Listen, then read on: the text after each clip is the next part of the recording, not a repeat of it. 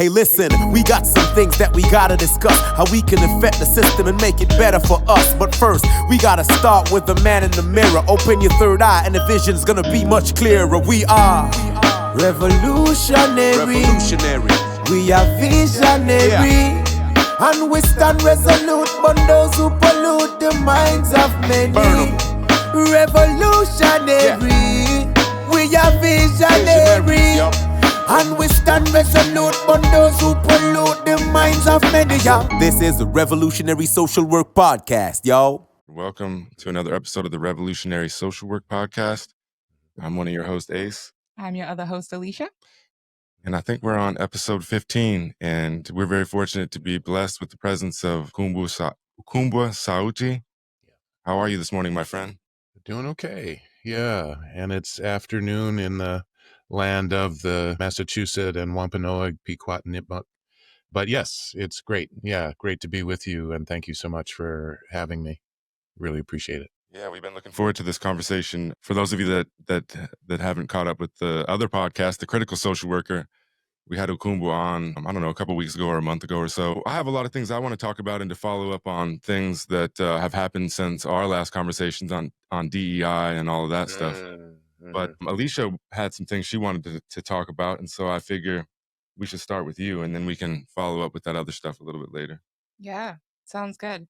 I'm so grateful that you could gift us another hour or so of your time because, like Ace said on that other podcast, you're just sharing so much wisdom and other things that I've seen you talk about. I'm just excited to get into. So thank you. Oh, thank you. You're welcome. Yeah, I really appreciate it. And so one thing I was really interested in is the Dagara tradition. Am I saying it correctly? Yes, the Dagara. Yes. And the things I've seen you talk about on kind of the values and just principles of life have really interested me. And I heard you say, I wrote it down. You said two things that really resonated. They're different but interconnected. You said all humans are Earth's children. And you also said culture grows from the earth itself. And those are just two really powerful ideas that I think we totally resonate with. I just wondered if you could expand on that a little bit and also just maybe provide some information for us and anyone listening on the Dagara tradition. Yeah, I think a way to do that would be to directly answer your questions. And I think the first thing you said, that we are all children, feels like I might have said more about that, like children of, indigenous ancestors. Maybe not, but that's how I'm remembering it. But and I can engage that both ways because, all humans on the face of the earth are born of indigenous ancestors. And in my studies and work, one of the things I've always, or have become aware of, is that the time that we've been indigenous on the earth is much greater than the time we've been in our modern context on the earth. And the way I looked at it and did my simplistic math, if all of human development was in a day, we've been in our modern world for about a minute. Okay, let's be conservative and say 5 minutes. So there's this amazingly long strand of time and where indigenous people have created the longest intergenerational peer-supported, peer-reviewed system of knowledge on earth, other than, that of the trees and the animals and so forth. But so I think to look into our indigenous past and presence is of real importance to us because we have tracked so many problems that have come out of the modern world. And I'm not here to say, that finding penicillin hasn't been cool or something like that. But I think there's a lot of critique we can have about the nature of our modern world and how we situate ourselves within it and how it affects us, how it has affected the earth. We could have probably another 2 to 3 hour conversation about all those problems that come out of, walking away from our awareness of the earth, awareness of spirit, awareness of nature, awareness of each other in certain ways, so that's kind of always a context within which I talk. So I think, so in that sense, to talk about this other part about, we're all children, we are still kind of learning our way on the earth right now. And I think we can have curiosity, and I'll even say humility about how we look at the world around us, how we look at our indigenous past, and how we look at the indigenous presence on the earth, knowing that, and I believe the number is that indigenous people occupy 80% of the world's biodiversity.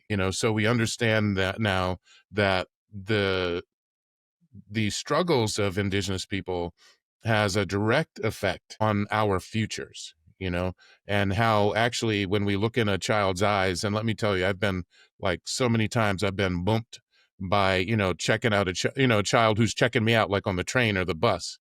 And it's like at this particular moment, I'm like, oh, you caught me. Okay. All right. I need to get clear about this moment that I'm in, because they'll be like, giving me the old eyeball. And, I take those as serious moments, because children knows things. And I think, that's another way that we can be more childlike on this planet, is to kind of really connect with our knowing, connect with our intuition, connect with, as we say in the Dagara tradition, our deep bone knowing, and stones and bones are the representative of the kusir element, of the mineral element. And within that, we understand and connect to our deepest knowings beyond, kind of knowledge, like I know it's a certain time of day, but, this bone knowing is a deeper knowing of how we really connect to deep ancestral knowledge and earth knowledge. And because I'm a water person in the water clan, I have to ask you again, the second part that you were saying. You said, that we are children. There was something else that you said, the other question. Yeah. It was culture grows from the earth itself. Yeah. Thank you.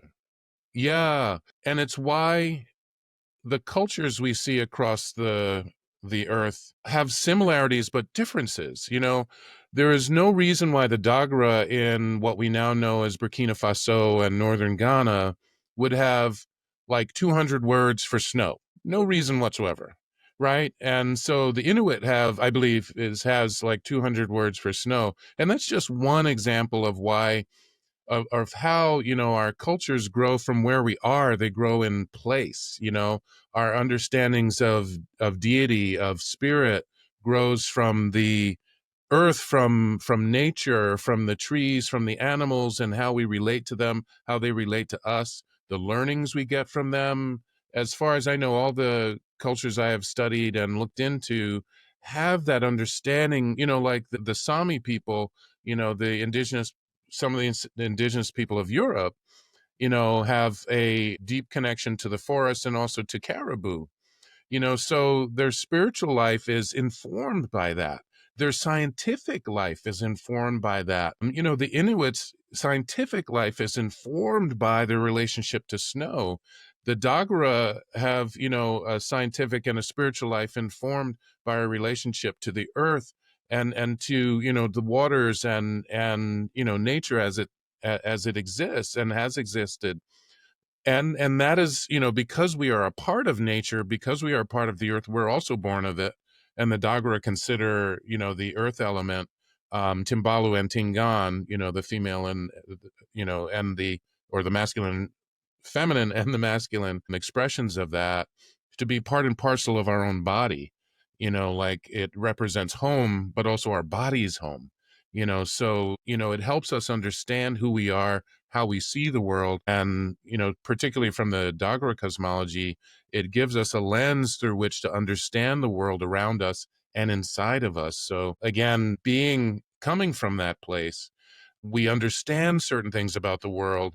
And it's why I have always begun to see how, when we see the Christian hegemony coming from European colonialism that wants us to see the world in a different way and strips us of this deep intimacy with nature as we have known it ancestrally, it takes away what I call the spiritual biodiversity that we're supposed to have on this earth in our understandings of what this place that I live needs. Now, the Dagara are not here where I am right now, but it still informs me about how to relate to the earth, how to look into what's right and what's wrong. To, even though the Dagara don't get a whole lot of snow in their life, I have an understanding of snow now. And I remember it was called rain in the bank, And that always hit me because it's like, yeah, we got to love this snow, even though it might be 3 feet deep. That means like 2 feet of water or a foot of water that is now going to feed us and saturate the earth and make it gentle and supple and ready for life. So these things are very important. These ways of understanding are very important to the Dagara, but also in general to our understanding of the earth and how we relate to it. And thinking just from like a social work, mental health perspective, being so disconnected from the earth and from that deep knowing and being so connected to distractions and living in boxes and working in boxes. And I know there's such great things that come from the connection like we are over the computer, but Yeah. being so disconnected from just person to person, earth to earth, land to person, and just staring at computers all day, it does such a number on our mental health. And I think we're seeing that in our communities, such a detriment. Right. One of the things I remember this moment, I was in a train station in Boston and, it's kind of open. The doors were open. It was summer. And all these pigeons went through the building, as they do, looking for safety and food and whatever.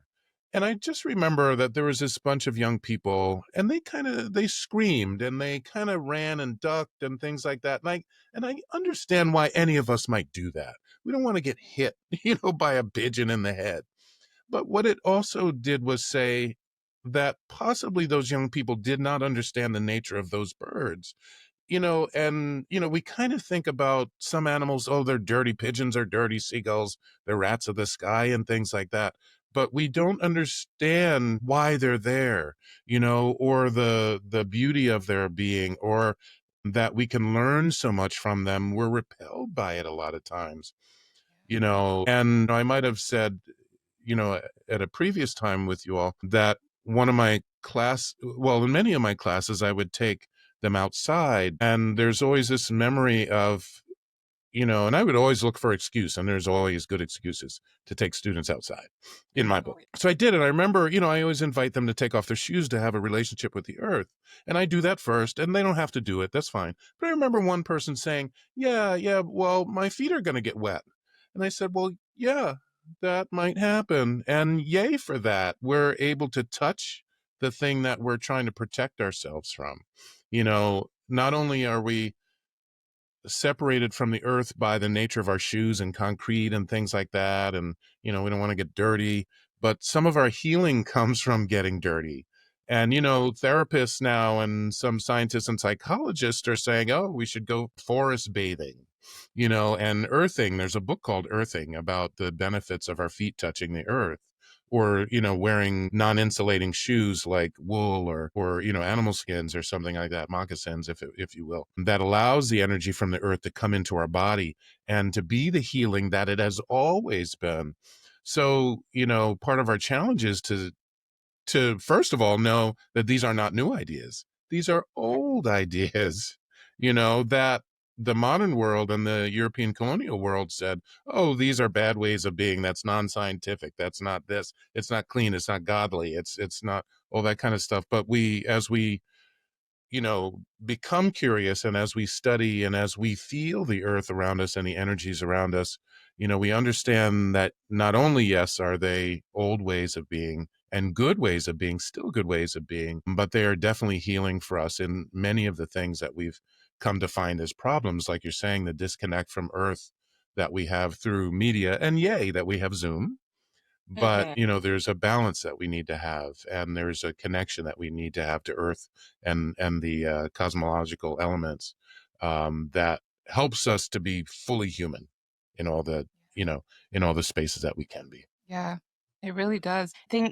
I think it brings me also to, I created a framework for my own mental health personal practice, but when I work with my clients, with 7 elements in it, and nature is such a big part of that, which I say to my clients that if you're not engaging with nature and putting your hands on the earth, putting your feet on the earth, spending time outside, having a relationship with the animals, the trees, all of that, that's a part of your mental health treatment, that, having it at a part of your mental health treatment, or having like, you need to go forest bathing, it shows us how disconnected we've become because it's now unnatural to us, right? But when we are reconnecting, then it becomes more natural, and it is just a part of us because we are nature anyway Absolutely. ourselves, right? So it's reconnecting. So it's not this external thing that we just need to participate in. Like, we are it. Absolutely. And that's a major shift in our understanding of ourselves as human beings, to know that. There's this great man, Tiokasin Ghost Horse, that has been hosting First Voices Indigenous Radio for a long time.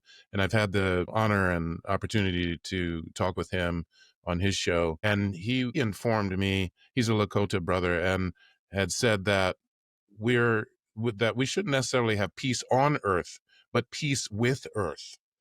That we're in a relationship with it. We're not like placed here.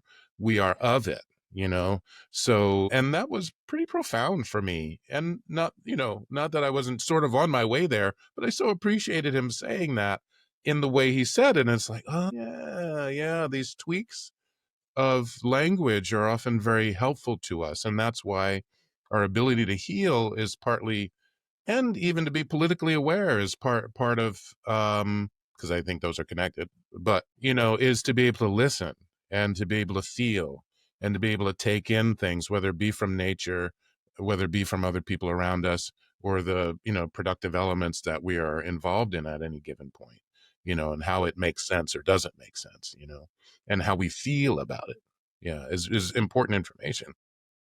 Yeah, 100%. And you do a lot of work on kinship, right? And Yeah. Well, let me back up to what you all were talking about for just a second. And I think, what I hear in the social work field, if you say you're working with addiction or trauma or anything like that, a lot of the problems stem from, if not all the problems stem from, a lack of connection to something. We're lacking connection, especially when you look at, I think drug addiction is a great example, where you could say, like, why would you do all this? Why would you use all these drugs and shoot this into your arm that's harming your body, it's harming your family, it's got a criminal record, all these things. Why would you do that? And instead, we're not asking, like, well, what's so bad about the other alternative that you would choose to do that, if that makes sense? What's so bad about the reality? Where's the pain coming from? What's up with it? Instead of asking why the drugs, ask why the pain, or where's the lack of connection? What are you not connected to that you need to be able to connect it to be connected to have a happy, healthy life? And I hear all the things that you're saying, Ukumbwa, especially, talking about living in, actively knowing the lens that you are viewing the world through. And I think a huge problem in our society today, we're in, we talked about the duopoly, the false idea of the red versus blue, Republicans type of thing, but we're disconnected from each other in a lot of ways, and we don't see each other. But I think that's mostly because we don't know each other. We can't get to know each other because we don't know ourselves. And much of what I hear you saying is, this connection to the earth and to other things and to other beings, to each other, but also to ourselves and our ancestry and all of those things. And I think that we just say America, most of Americans walk through life, not necessarily maliciously or with nefarious ideas in their mind, maybe some, but most don't.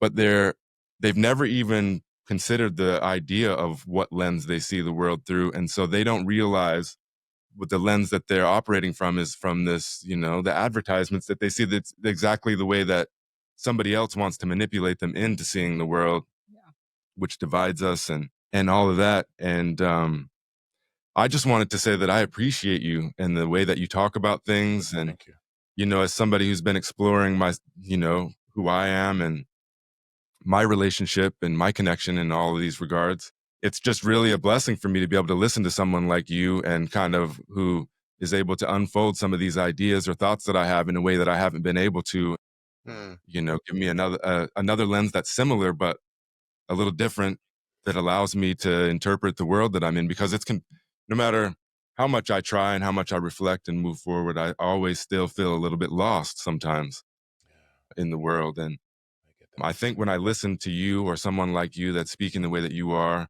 it just brings a blessing into my life and allows me to evolve. And I guess I would say what we say, elevate your consciousness a little bit. And I just want to say I appreciate you. I don't really have a question in that regard. I just want to say I appreciate your connection and the way that it motivates me and inspires me to think in similar ways. I just appreciate you. Oh, thank you.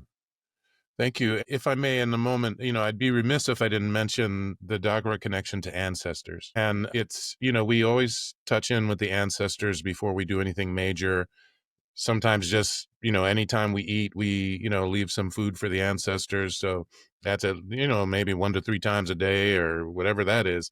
And before we do anything serious, when we do any ritual, even if we're doing an earth ritual, we're going to touch in with the ancestors first. We realize that, again, this whole intergenerational thing is ancestral, of our knowledge of these, indigenous, ecological knowledge and spiritual knowledge bases, that are, always shifting and changing. I'm not saying that they're static, but that we know them because of our ancestors. So when you have a particular spiritual practice and, lens and cosmology that includes the ancestors, alone is a whole different thing, because I have sensed at different times and in different places, and particularly in my life, when things are happening, I'm like, the ancestors are aware of what's happening here today, and they are really champing at the bit to be heard and known in this moment. It's come out in my own, embodied awareness of myself, of, how things are going, like within ritual. Sometimes my emotions bring up an awareness, because a lot of times when I know spirit is showing up, I start to feel like I'm going to cry. And it's just this deep kind of, that happens in my body. And I'm like, oh, they done showed up, that kind of thing. So we could be walking alone in the forest and they'll show up. They'll just be like, hey, what's going on?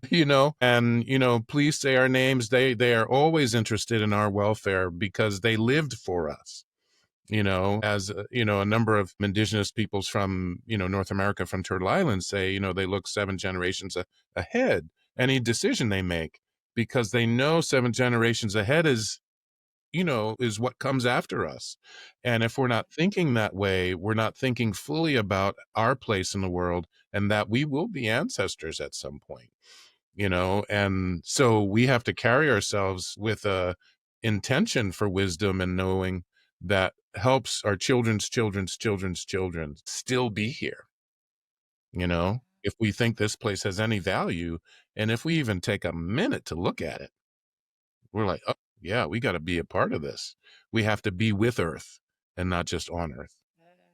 Yeah. Yes. It's so interesting before you said about when you feel ancestors and like the emotion comes up, as soon as you started talking about ancestral connection, I felt the emotion, like my eyes started to well up.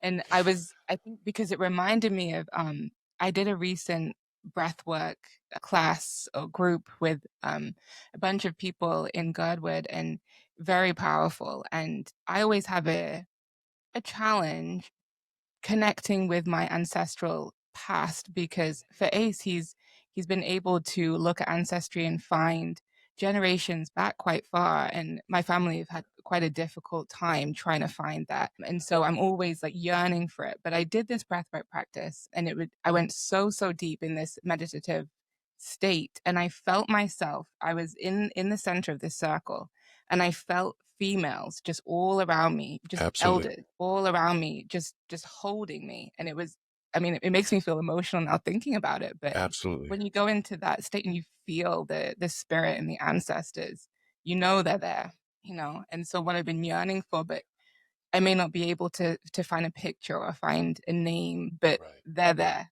they're walking with us all the time. And when we stop and we go within, we can feel it. So it's so beautiful. Absolutely. Yeah, thank you for that. And I think that's why it's so important for us to be aware of our bodies. The modern world asks us not to do that.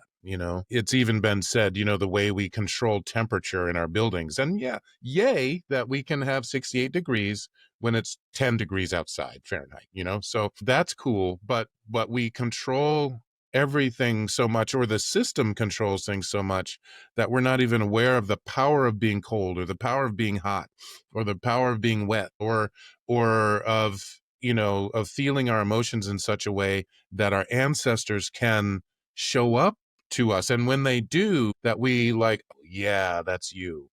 that kind of thing. Even if we don't have a name, even if we don't have a picture, they will still show up. And, I always, counsel people to say, even if you don't know the names or paths or places of your ancestors, say what you know, call out to them in the way that you know.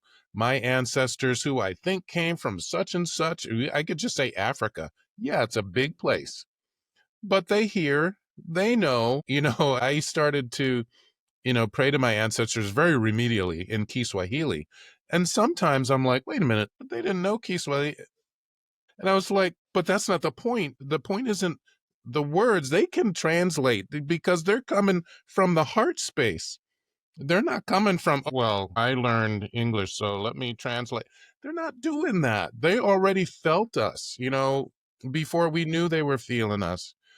So our ability to connect with them comes from wanting to and being open to connecting with them and just saying, yeah, all the ancestors of the Middle Passage or of, the Dene or whoever we're connected to, and I think, a lot of Europeans will do well to get past their fear of their own ancestry because there's a lot of heavy stuff there. And I've seen it in my work that a lot of Europeans or, whites, as we call them, or they call themselves, they created that, but can do well to say, okay, who's in my past? What energies do I need to reconcile? Who are the bad? I was going to say badass. I just said it.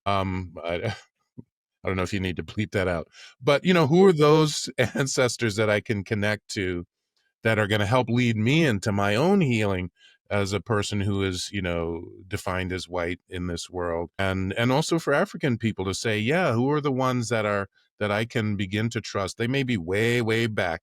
And sometimes we say back and back and back and back and back. And they're like, oh, we're being called in. And let me tell you, they come. And it, you felt it, and it happened over Zoom. Let me just say that, it was right here, right now. So they don't play and they get right to business oftentimes, in what they share with us and what they lead us to. And I've had those moments. I was leading a ritual at a particular school in New York, and we had an ancestor shrine set up, and something came up in what people were sharing. And I also had the ancestral women show up in that moment, and they were like saying to me, how I translate it was, brother, you better speak to this, you know? And they weren't playing around like, maybe you should. No, they were like, look, this is heavy stuff to heal, and it's part of what informs my work against patriarchy is that those ancestors showed up and were like, no, don't half step this, so the way they inform us can be very powerful, even if we open our doors and our hearts to them in a general way. Yeah. And the more I learn about the just traumas but also connections that we hold on to from our ancestors and how that impacts our current bodies and stress states and how we carry that and how it turns into dis-ease at times, whatever that may be, whether it be a trauma or may it be I need to connect with my ancestral past, like they're trying to tell me something and I'm storing some sort of energy that's not allowing that in.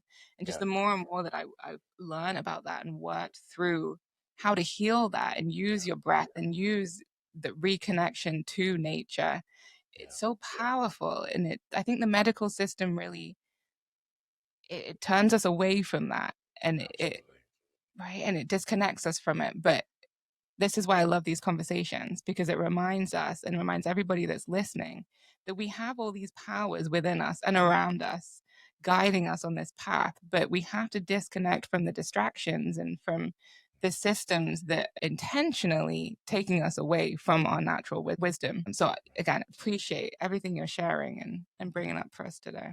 Yeah, thank you so much for that. I appreciate that. Agreed. Well, you mentioned kinship earlier, and I think, I've gone through, quite I don't know how I would say it, an evolution of perspective when it comes to like anti-racism and things like that. Before I was aware of any of those things, and I hung out with as a part of our family, we had a lot of Black folks, a lot of Latinos, a lot of Polynesians and things like that. But on the other hand, would I take the knowledge that I've learned now although the relationships were positive, that would have been when I was at my most racist, as far as like circulating racist ideas through my mind, whether you're talking about joking around, all like complete lack of awareness, almost not like nefarious, but complete lack of awareness. And then I think of another time when I was, I don't know, this was probably like 12, 13 years ago as an undergraduate. And we went to what I think was probably like something like anti-racism, if they were even using that word at that time. And it was a Filipino guy, and he was really animated and charged up about what he was talking to us about. And it just really couldn't resonate with me. I didn't have the reflective ability. I wasn't aware. And I was just kind of like, had that attitude of, I don't see color at all. And, I don't know if I would have used that language, but I would have had that attitude, like, I don't have any problem with you. I don't have this, you're overgeneralizing basically. And I just couldn't resonate with me. And it wasn't until the talking circles in Alaska that I really, had to spend, large amount of time with other people that I perceived as different than me, and listening to the stories. And eventually I changed, or I started to inside of myself. There was a, continuous experience of transformative change. And then I think, I was introduced to Ibram X. Kendi and those kind of works, and anti-racism. And, we talk about a lot about decolonization and things like that today. And I think where I come to an impasse at some point is, okay, well, I know what I'm against, but what am I for? What am I, I appreciate anti-racism, and I appreciate decolonization in the way that I can use those tools to change the way that I think, and, the way I change my curriculum.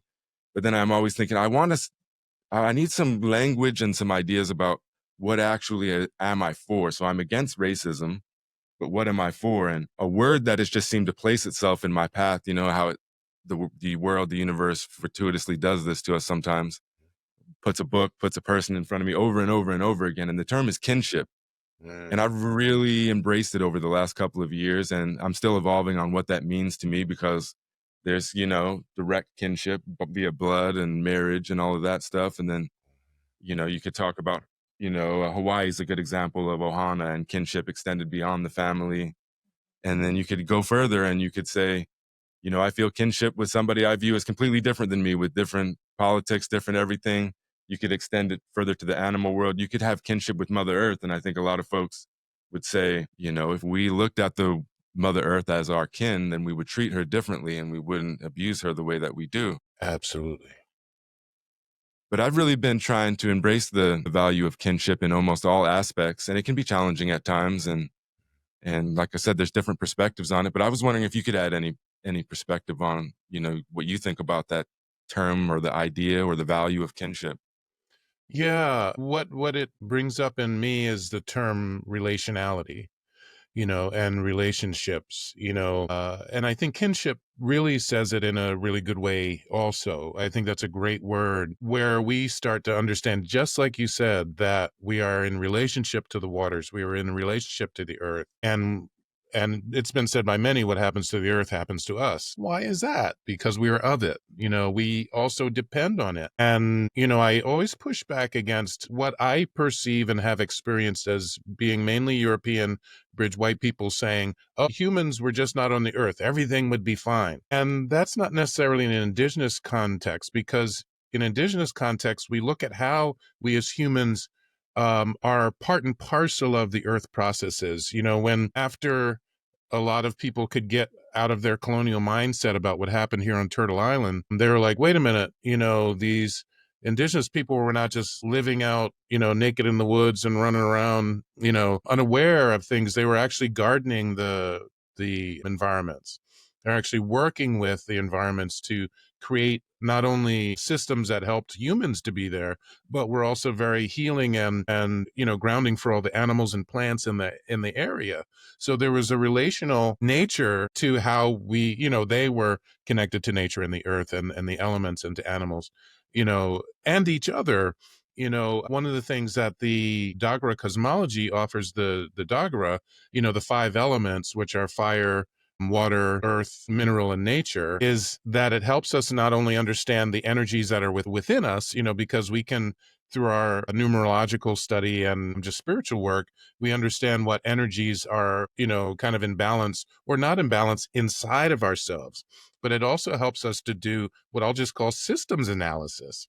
When we understand what elements are we all born into in the Dagara cosmology, which is strongest for us, like I'm water clan, how do the relationships between people who are dominant in these energies relate to what we understand to be a good balance? And so what ritual do we need to know to shore up, our balance as a community, as a village? So, this cosmology helps us understand how we can relate to each other, what the rituals are so that we can be in balance.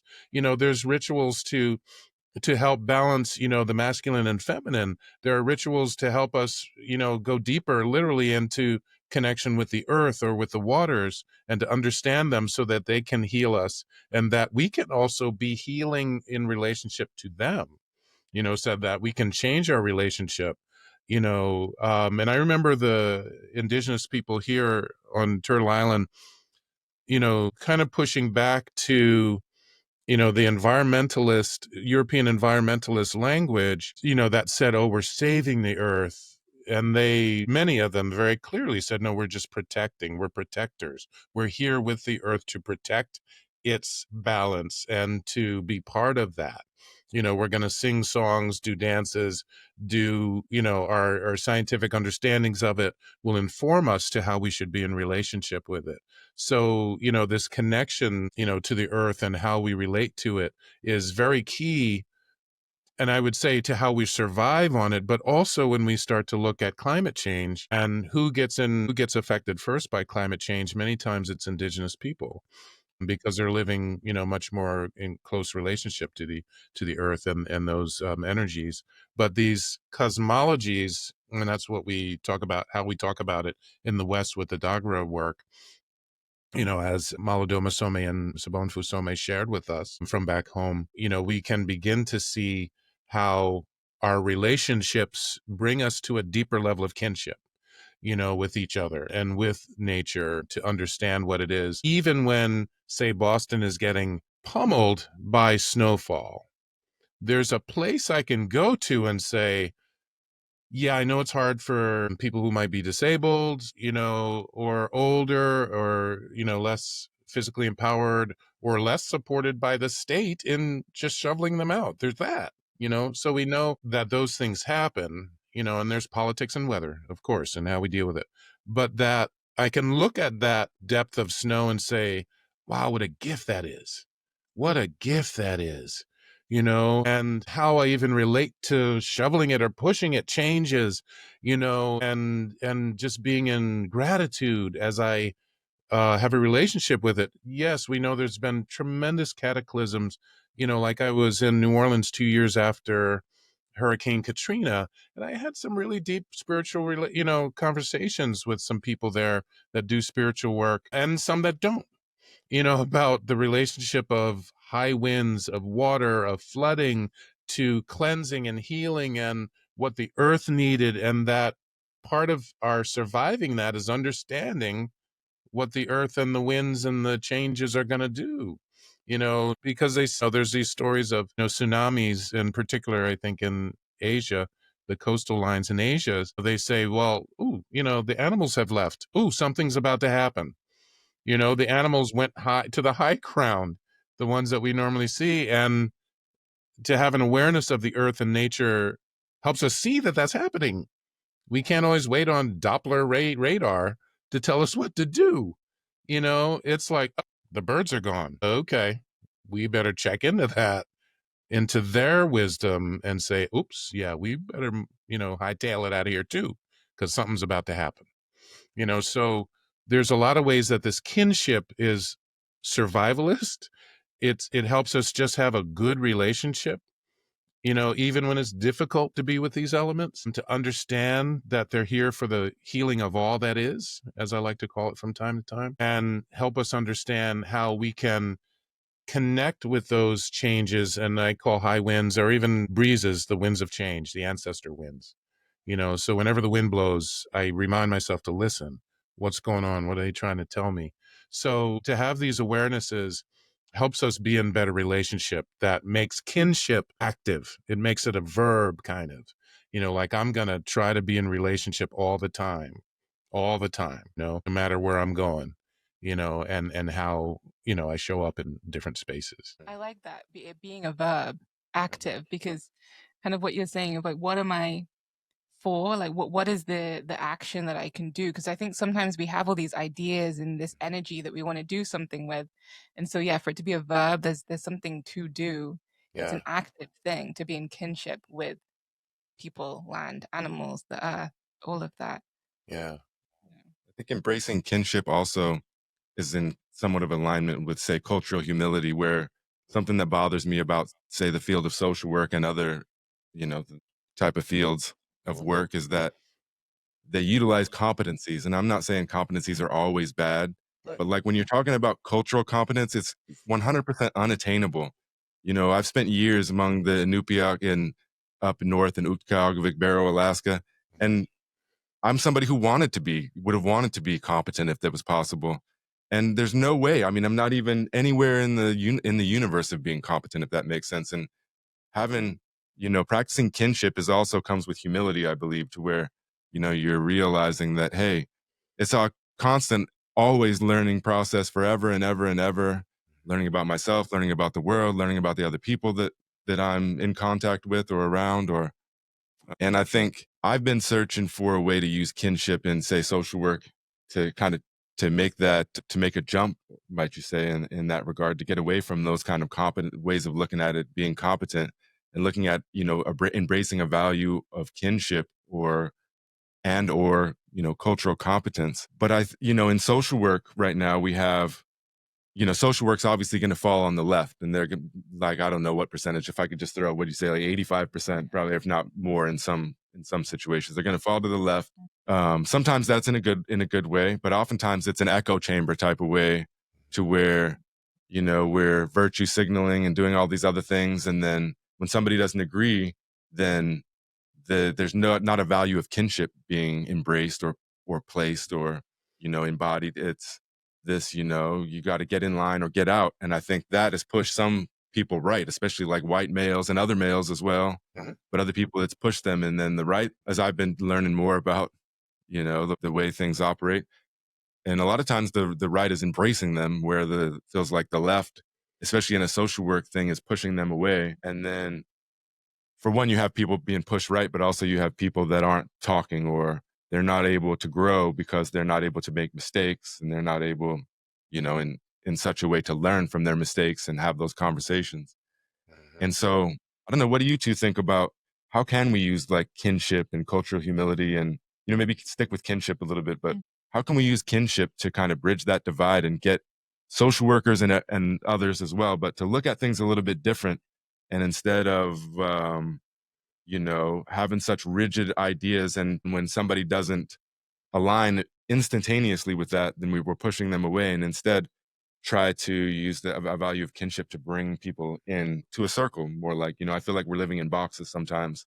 And if we had intersecting circles that we could, sometimes gather and learn about each other, and, even curiosity and things like that, it's lacking right now in the world.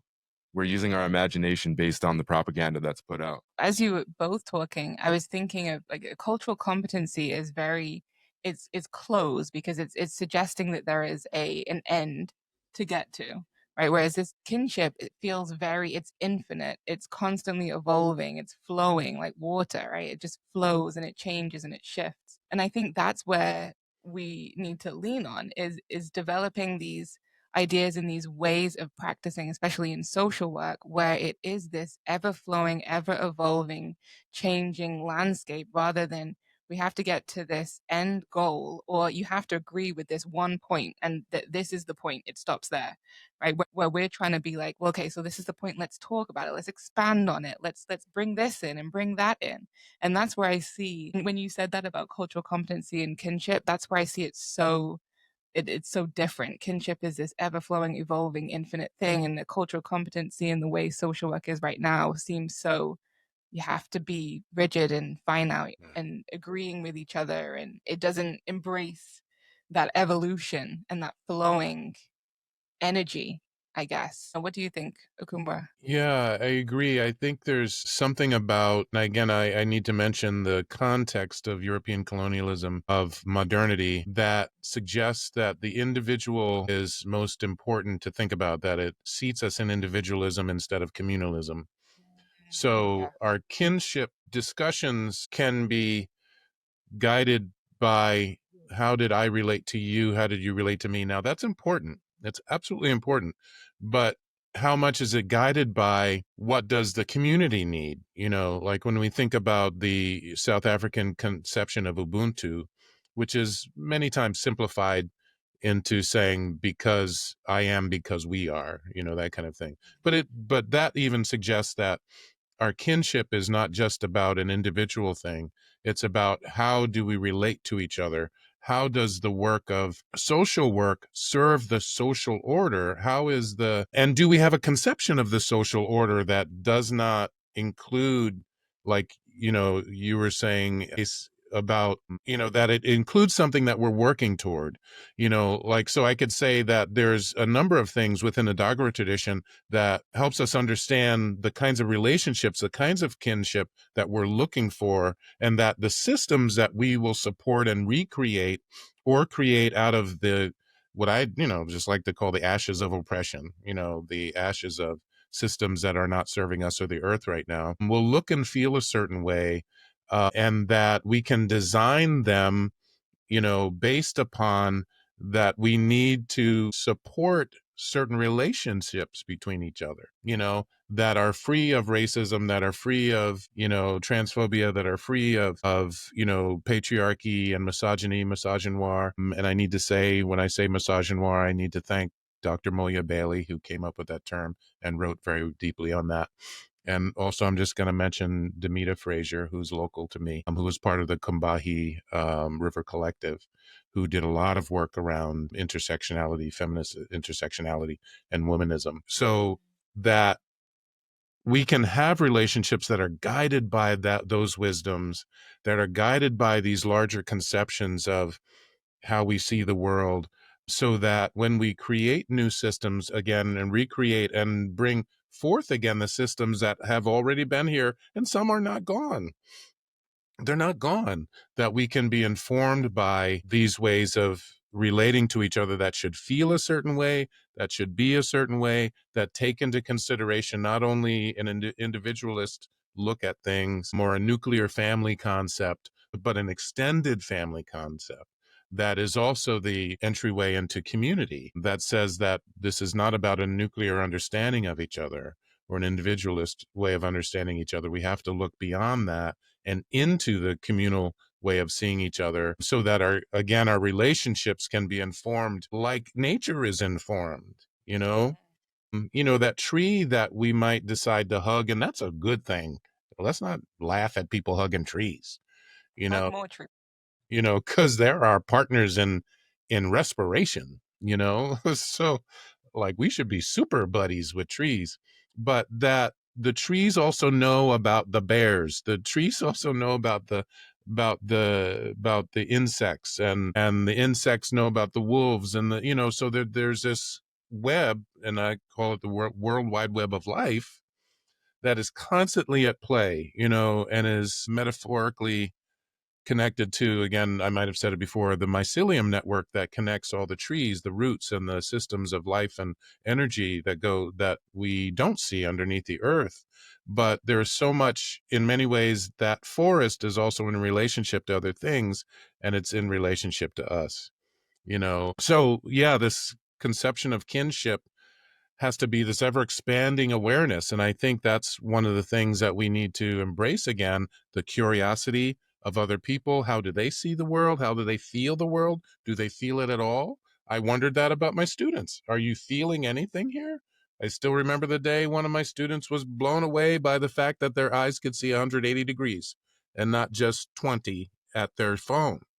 You know, I remember them like having a whoa, you know, kind of experience to that they could see this much, you know, around them. So are we in an ever expanding awareness of ourselves, of our relationships, and our relationships to the earth, and to other people and to the cosmos. There is an unlimited level of depth and breadth to how we are here, and how we can be here better. There's a group called, I think it's pronounced Kai'ula, on the island of Kauai in Hawaii, and they facilitate ceremonies and have collectives and things with Indigenous elders. Yeah. And I went to their new moon ceremony, whenever the new moon was last week, and they had several elders from all around the world speak and share some things, and it was in almost the exact opposite of what you're seeing in the world today, where there's a lot of, I don't know, like doom and gloom as far as what's happening for the future. And those Indigenous elders were the exact opposite of that. And every message that they brought forth was one of kinship, of unity, of hope, of positively, I don't know if positive is the right word, but like constructively looking towards the future and what we can do in the now and what we can do to influence things. And it reminds me of, I had a former mentor, a Yupik woman, a Yupik healer named Grandmother Rita Blumenstein, who passed on a few years ago. But I thought she would be, completely anti-technology and not want anything to do with it. And in a way, she was wary of it, like, many folks are. But on another hand, she would say, and this was before quite this, we've had another revolution recently, since the pandemic, with, being able to do podcasts like this so easily and all that stuff, Zoom and all that kind of thing. But she told me that, technology is going to be able to connect us all. And even these messages that I'm sharing now, people will be able to watch and hear them over and over and over again. And, I think that we're, it's kind of going slow in some ways, and all the other stuff kind of drowns it out. But there's a lot of positivity in the world, like, that are coming and springing from Indigenous elders and Indigenous ideas and things like that. And so, I don't know, it gives me hope that is out there, because I think someone like me, just me personally, I wouldn't have even known what the word Indigenous meant. I didn't know what it meant until, much after I had even become like acquainted with it. I didn't even. And so I think of how many people are out there in our world that are searching and are seeking, even if they don't always outwardly express it, or they don't know what they're looking for. But it's much more accessible for them to find today, or to come into contact with, or to check one of those things out of curiosity. Even going back to, we can transition this over to the DEI stuff. I held a talking circle, special talking circle the other day. Yes, was it yesterday? Couple 2 days ago, just on Zoom, with students and faculty from the social work department, because I'd been hearing, people stressed out, people carrying fear, a lot of my students were carrying a lot of weight over the things that are going down, and a lot of people were confused. And we had a really good turnout, and there was a lot of the stuff that, I'm looking for as far as people sharing their perspective. And so it was great in that way. But another thing that was very inspiring was that there were, like, I don't know, 7 or 8 students that showed up, that when it came their turn to talk in the talking circle, they just essentially, without breaking confidentiality or anything, they just essentially said, I don't have that much to say. I'm here because, my whole family thinks the opposite of this, basically, of what we're talking about in here, or that I, have been thinking about these things, but I really don't understand. And so I really just wanted to hear everyone's perspectives. And that there's a ton of value in that, and to be able to hear a diverse group of characters share their ideas, their perspectives, the weight that they're carrying. And that's how, we really, that's one of the ways that we can really transform our consciousness, or elevate it, or, whatever, get out of that thing that we've been stuck in with the, the American culture, the American way of things. And so that gives me hope too. But on the other end, it's just been like negative thing after negative thing at our university. From the first executive order that came through, we received a letter. I can't even remember who the secretary was from, but somebody at the federal level, basically saying that, hey, you can't do any of this stuff anymore. You got to shut it all down within the next 14 days. Here's a tattletale snitch hotline, all this stuff, And then after that, we got another, which I thought came from at first I thought it came from the federal level again. But come to find out, our board of regents at the University of Alaska system voted unanimously, minus one person that was absent, and the student voted against it. But basically, they voted to have everything affiliated with the university, every program, every department had to remove any indication or any suggestion, connection to the words diversity, equity, and inclusion from all websites, all printed material. Then we started getting individual emails, you have to take this down, you have to take this down, you have to do this specifically. And it's also hard because it's in direct contrast with what our accreditation, the CSW, the Council for Social Work Education, they're using this language in our own accrediting measures. So we just basically told them we're not going to do it now. But it's escalating further than I thought. Yeah. I didn't really see it coming. And I don't think I'd been in a position like this to really evaluate it in past, changes. I really can't speak for what would have happened the first time Trump came into office because I was in a different world at that point. But I would say that it seems like they're just much more organized and ready to go and ready to deliver on things. And I'm really surprised. I was really surprised at how much our university amplified that. They didn't have to do those things. They actually just amplified it. And in some ways, I think it doesn't affect me so much. I'm a, white guy professor, and I'm going to do me anyways. They really don't have a way to go into my curriculum or the way I do things. But, based on the way my students have been responding and, just the sentiment I get from, everybody that I'm in contact with is that people are carrying a lot of weight right now. And there's a lot of fear and a lot of anger at, I think, and some people have fear over what might happen, but there's also fear, anxiety, anger over what I hear a lot of folks say is, things are being undone. A lot of work, a lot of progress is being taken back and just acted like it, it's like it never existed. And I don't quite feel that strongly yet. And I have a lot of confidence in the way that we are be able to respond as we move forward. But on the other hand, I underestimated the Trump administration and the way other folks like the university, and I'm sure there's many examples across the country, have responded. Yeah. And maybe have you seen it at your work? No, there's a lot of kind of fear of federal funding being gone and what that will look like. But the way that we've been going about it is just continue doing what you're doing, helping people, serving people, helping people heal, and we'll figure it out. But what is coming out is a lot of anxiety, anger, and fear in the people I work with and my coworkers. And I do wonder how we go forth in unity and not letting that fear and stress affect us and our work. But then what do we do with the anger, that energy that builds up? Like, where do we put that? Where does that go?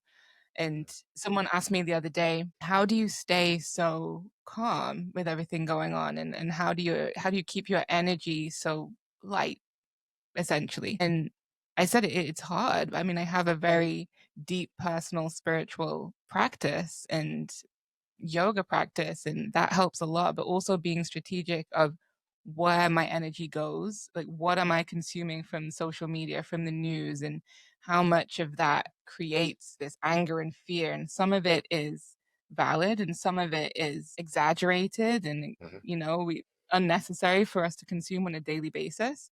And then being strategic about what can I act on right now? I can't act on every single thing every single day, but what can I act on? Where can I make change? What conversations can I have like these that maybe does help somebody feel either supported, that we're going through it all together, or make someone think differently, or make someone want to change something? So I think it's just strategic about what we do with that energy. What are we consuming and where are we putting our energy? But I do wonder what your thoughts are with how do we manage that anger and fear and anxiety, and what do we do with it?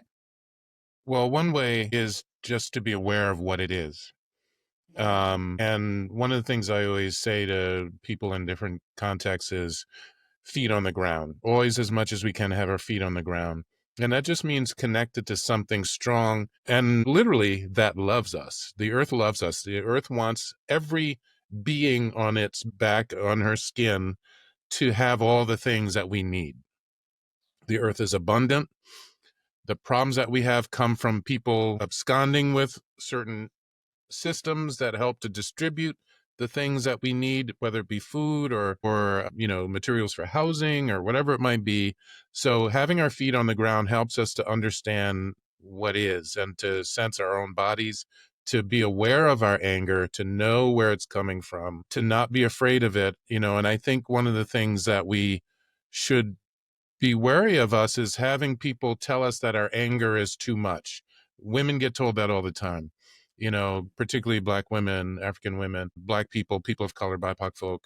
Your anger becomes weaponized against us. I think it was a book called Killing Rage. That's very important. I think it was Bell Hooks. I feel a little embarrassed that I'm not exactly sure who wrote that book, but I thought it was Bell Hooks. But about anger and how that lives in us and how we express it. But, to be aware of these emotions, to consider the source, to consider how we sit with them, how they move through us, and how we can use anger as a force, and I don't know a whole lot of martial arts, but in my mind, I'm having this kind of Avatar, the airbender, image come as we channel energy. What are we channeling it toward? Is our anger coming out against our loved ones, against our children, or even against the earth itself? Are we now trying to soothe ourselves through commercialism? And let me tell you, I've made a few purchases from Wish.com and Temu because I wanted to feel better. I'm just going to say that out loud. I own that. I got a shipment coming to me right now. But I'm just saying that how do we hold these emotions of lack, of loss, of fear, of anger, and where do we put them? The Dagara system helps us understand the power of ritual, the power of talking about these things with our ancestors, asking our ancestors to help us. How many times have we sat in circle in ritual and just belted out to the ancestors, damn it, we need help with destroying this system of patriarchy and racism and colonialism, and held that in such a way that, our voices are raised. And one of the things I was taught is that, we don't have, in the Dagara tradition, we don't have this kind of solemn, and I was brought up as Catholic. So we, Roman Catholic. So we have this, kind of solemn things. We ask for this, we ask for that. Oh, please give us this.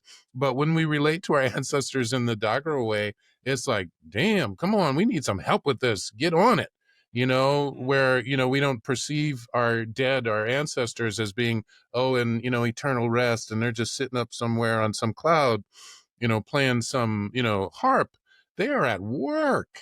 They are working to help guide energies and to give us information. And they have felt these things before. They have felt these things before, and they have dealt with these things before. And I appreciate so many people pushing back at those who say, oh, we're not our ancestors. We were not, this and that. We're going to do something. And I was saying, are you telling me our ancestors didn't do something? Come on now. The only reason we're here alive is because our ancestors were amazing, expansive beings that help, that help us to this day through history and through our bone knowing, how important we are, how important it is to fight back against negative things. And that, yes, we can use our anger for that, and I'm constantly, because I grew up Roman Catholic and I now understand the nature of that system and of, how Christianity connects to European colonialism to this very day. When those issues come up, I'm aware. And as a Water Clan person, I'm like, okay, I can't come out like a flamethrower today, though I want to. And sometimes I do.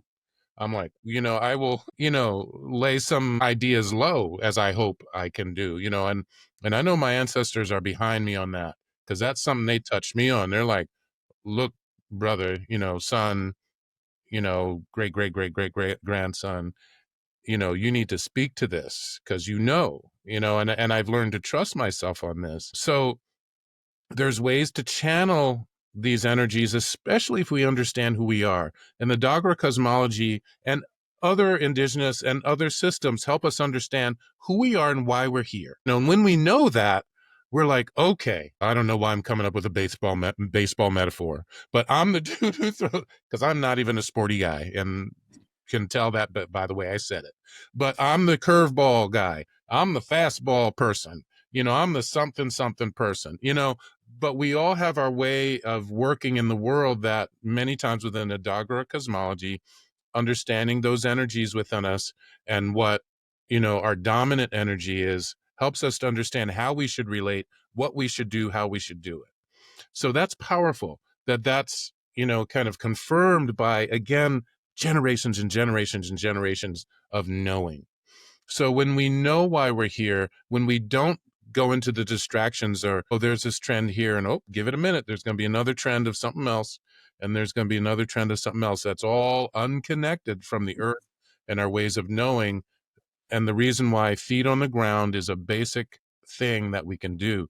Even if we're in the 30th floor of a high rise, we can put our feet on the floor and project into the earth and allow the earth to project into us through the bricks and the metal and the wood and come up to us. None of the earth energies, nature energies, the cosmological energies are about disconnection. They are about connection. They are about being with us, being in part of us.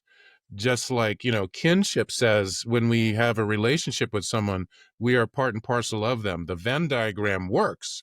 Yeah, there's some things different between me and both of you, but there are some things that are very clearly inside that unified place in the Venn diagram. So our circles are interconnecting. And I'm reminded to address the red and blue thing again, because that's a linear conception of stuff when so much in the world is circular. And, I forgive me if I'm just kind of going along, but when I set up my new background for today, I had to make sure my horizon line was straight. And we can consider that a line, but when we step back far enough, we go, oh, that's a circle. I'm only seeing part of that circle, and then there's the moon. It's a circle, So, we have to understand our relationships to all these things and really depend on things that may not be very clear to us, but to be brave enough to step into the unknown, to step into relationships with people we don't understand or who are saying things that may not agree with us. And I'm not just saying, like, say, as an African man, I'm just going to run up in some conservative meeting of the KKK and say, hey, how's it going, buddies? That may not be safe for me. I may not get home. There's that. Okay. But there are ways that we can sense openness in other people, and that when we are brave enough to have vulnerability and openness, and when we support each other to be brave enough to be open and vulnerable with each other, we build strengths that we never knew we had. So our ability to connect to the earth and nature and all the elements, as no matter what those elements are in whatever traditions we come from or find functional, it's helpful to us to understand who we are, whether it's astrological, whether it's, numerological, these ways. And if they're not tainted by, modernity and colonialism, they're clear and they help us to get grounded and have our feet on the ground, whilst and I always, connect to Afrofuturism, which I would like to know more about, our conceptions of the future become grounded because we're grounded. We know what came before. We know where we are. We know who we are.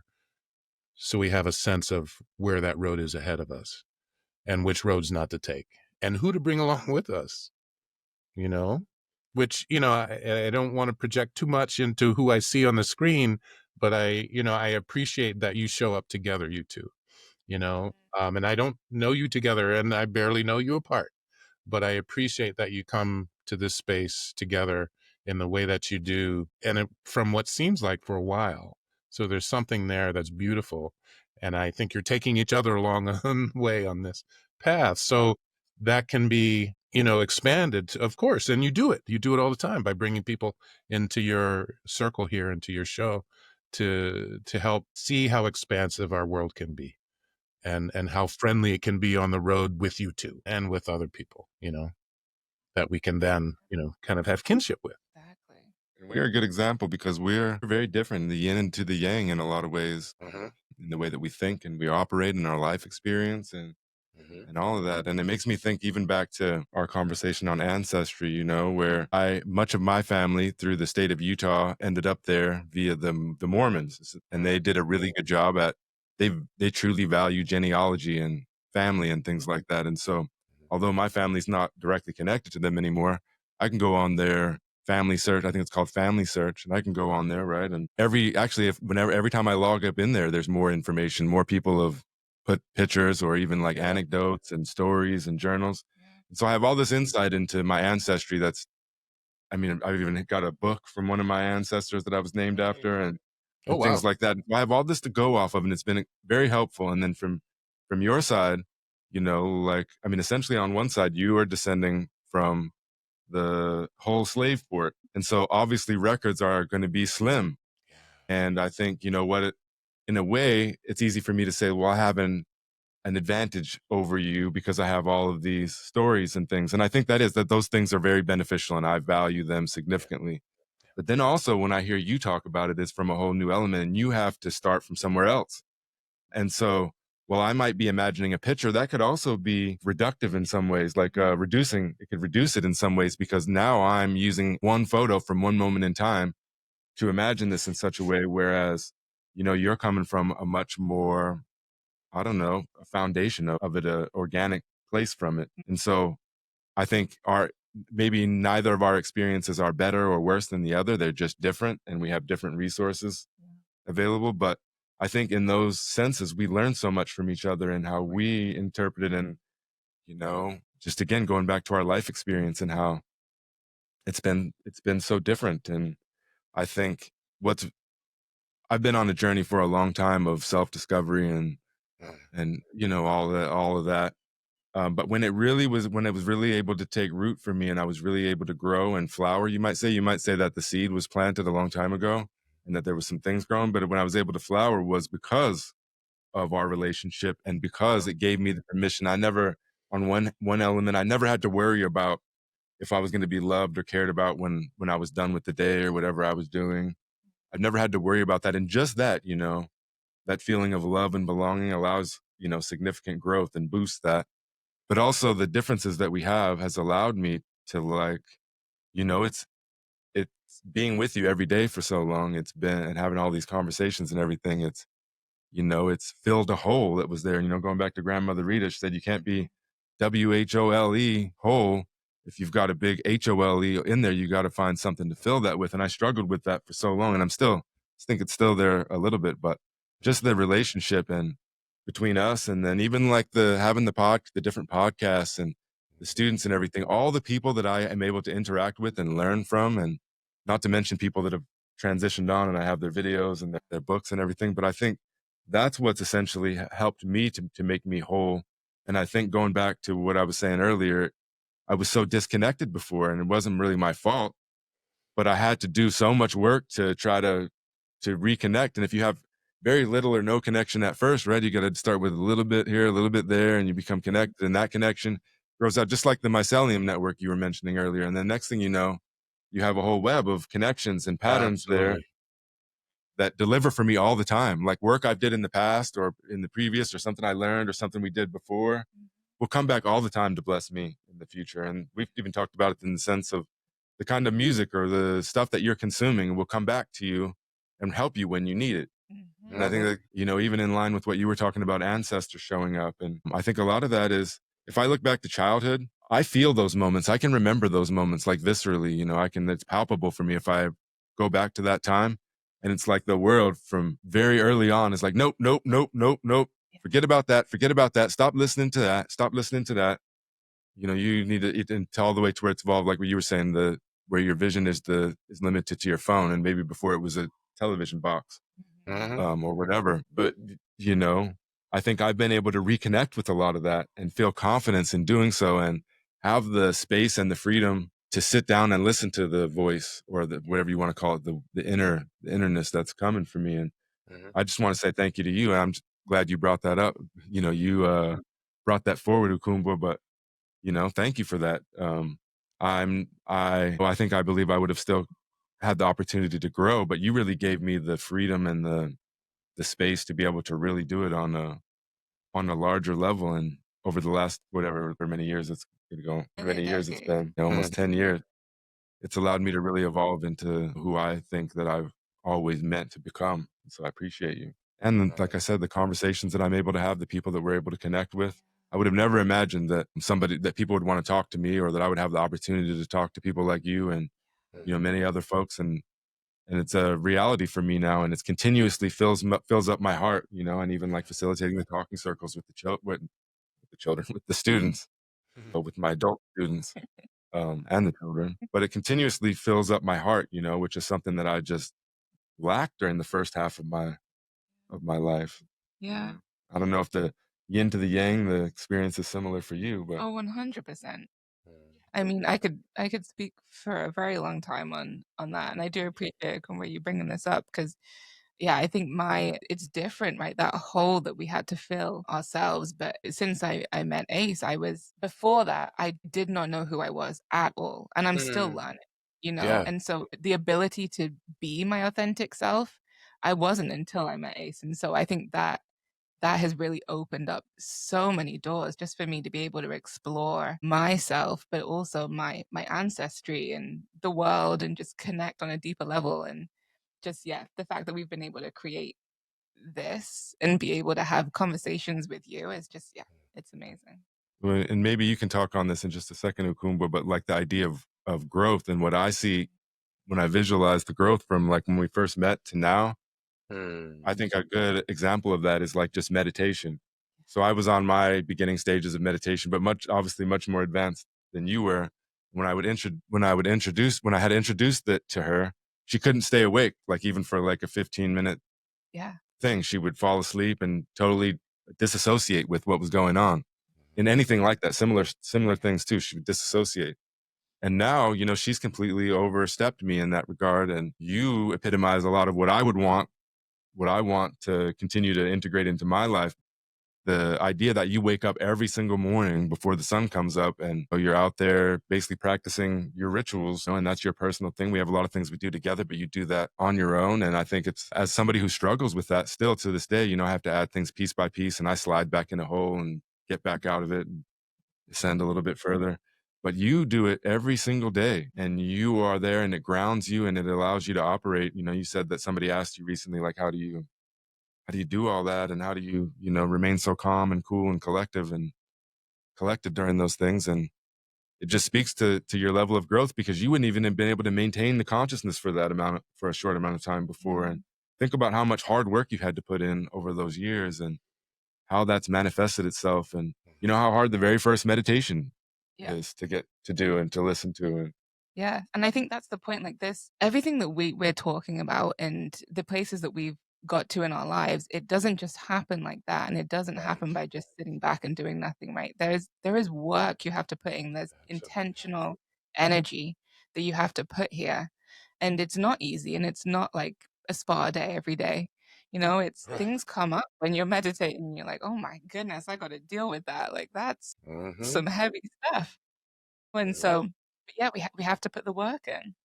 I think too, in this modern day world, we want instant gratification. We want to react. We want to respond. And so, whether we're listening to ourselves, like in ourselves, or whether we're trying to listen to our ancestors, to even like sitting in a talking circle or some kind of environment where we're listening to other people talk, what I have struggled with over time, especially in those beginning talking circles that I couldn't stand them at first, and then what I hear my students reflecting is that can be really hard to have to sit, not to have to, but I should say to have the blessing or the privilege of sitting and listening to other folks, is that you want to react to what they're saying.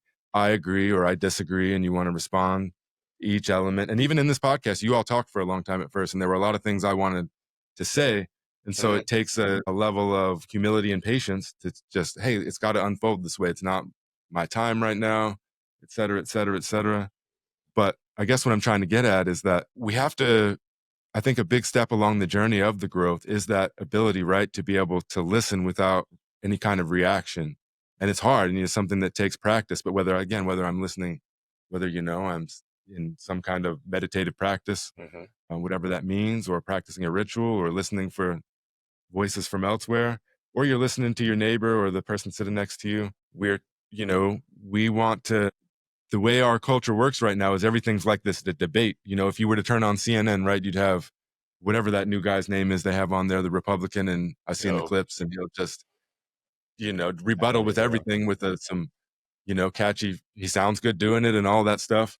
Instead of, I wonder what it would look like if what we consumed in that regard was them sitting in a circle and actually listening to each other without reaction. And we heard their perspectives, and we heard them speaking from the heart, from them unburdening their heart and sharing their intellect and all of that stuff. But we're so conditioned to not do that, to want the, even in, you talked about sports earlier, if you turn on Sports Center even from when I was a kid to today, before they kind of reported on what was going on and showed the highlights and stuff like that, and now they argue. They first thing in the morning, they're on there and they're arguing back and forth, and that's what folks are consuming in the media, but also in their lives. We want to have the debates, we want to react, it's hard for us to sit in a talking circle because we want to react and respond to everything, and we think I have to agree or disagree, and we can't. We struggle to get to this point that, hey, you can have a truth from your experience and I can have a truth, and they can both be valid and be different, and also to know that, like, where you're at right now is a part of your journey, and you probably shouldn't be, especially if you're doing any work, you're not going to be on the same point on the path as you were the last time. But we can never get to that point. I shouldn't say we can never, but we have a really hard time getting to that point because of this, being distracted and the reactive nature that we're conditioned for our brains to work in. And I just see so much. You were reactive in a different way than me, but you've grown so much in that regard, to be able to operate, and other people are looking up to you in a clinical practice and things like that. And I just wanted to say, I'm really impressed, and I feel very grateful to have been a witness to that journey. So appreciate it. Yeah. See what you bring. That was beautiful. If I may, again, you said a lot there, Asa and Alicia. You were listening a lot, but also sharing, and there was just real beauty in all of that to me. And I'm just going to say that it was a very watery moment because, when we think about water, we get to see into it, but it also becomes a mirror to us. So, and it is instructive of how much we need each other. We need each other as mirrors. We need to be able to see each other. That's why when anything happens between each of you, when someone says something, well, this is what I saw, or, this is what I saw in you at that moment, good, bad, or indifferent, or whatever, it's like, oh, yeah, right, that makes sense. You do see me. When we look at our environments, when we look at, a talking circle and say, oh, wow, this really validated me. To me, that's a water thing. That's like, oh, okay, you were a mirror for my experience, but I can also see deeper into that experience when the light is a certain way, which is why, water is always interesting to me. It's always communicating, I think, to all of us, in different ways. But our ability, if we are water in that moment, to see into us, but also to see a reflection of ourselves in each other, I think is very, very powerful and very profound, and something, again, we don't take enough time to do, to see how we reflect each other and how we are each other. And, when one of the powers of water is that when one water molecule gets near enough to another water molecule, bing, it unifies. And that's one of the characteristics of water in the Dagara cosmology is the characteristic of unity, that water does that. You put a couple drops on the table, you draw a line from one to the other, it becomes one drop because it's trying to be together. It's trying to hold together. That's why there's surface tension. You can fill a jar to even being fuller than the top because it's holding on to itself. It's like, oh, we want to be here, and then when a little bit too much goes in, then it drains out, and then it realigns itself with another drop. And there's this constant, navigation of unity and, breaking apart and coming back together, which is why even just the hydrological cycle is instructive of our human nature of needing alone time and support. Like in the ocean, we're all together, and then we gaseously go up into the clouds. And, I'm telling you, just go into that, read I always love the Usborne books, these textbooks for children. They explain things very simply, like the D&K, Dorian Kindersley, I think it was. They explain things simply, and then you start to start to see the patterns. Oh, okay. I see how the cycle of life is part of me, and how our relationships are defined by that, and, so yeah, our ability to see each other and feel each other and be reflected by each other, but to see into each other is so important in our process of creating a world that we want to live in. Yeah. Yeah. it makes me think of I have there's a respected elder. His name is Ilarion Merculius of the Unangan. He's one. I think he bills himself as the last Unangan elder. But he would say that they introduce each other or greet each other by saying hello to my other self. And and I think language is so important, and even that's a little ritual in itself, right? Just by saying that over and over again, that's a ritual in itself. Absolutely. Absolutely. Words are important. Yeah. So, It's been a pleasure speaking to you again and listening to both of you. And I just want to thank you, from the bottom of my heart, from my family to yours. And I hope that we can speak again. And again, thank you for the work that you do, but for, I guess being authentically you and sharing that and your perspective. And I want to thank you for the contribution it's had on my life, even in just the few times that we've spoken. So thank you, Ukumbwa. Thank you. Thank you both. Yeah. Sorry. Just appreciation, so much appreciation. Like I said, when I've listened to you before, we've had the opportunity to speak. I've appreciated so much of what you've shared, and then sitting here, like you say, just over Zoom to have this energy. This speaks to why technology is not all bad. I really Right. appreciate. Right. It does open up doorways to things again that are old and steady and not so digital. I think they are tools. It's a tool, and we can be in balance with it. But yeah, I likewise appreciate your generosity, both of your generosity, in inviting me into your space. And because I'm a teacher at heart, I'm thinking of your students who may or may not hear this or whatever. I just send out love and, beauty to them and thank them for their curiosity. I'm just feeling a little stuff right now for students out there. I appreciate that you both connect with those worlds. And, again, thank you for these conversations. I appreciate them very much. Thank you. All right. Take care, my friend. Yes, Have you a too. great day. Thank you. Hope to see you again. All right. You Peace. too. Peace.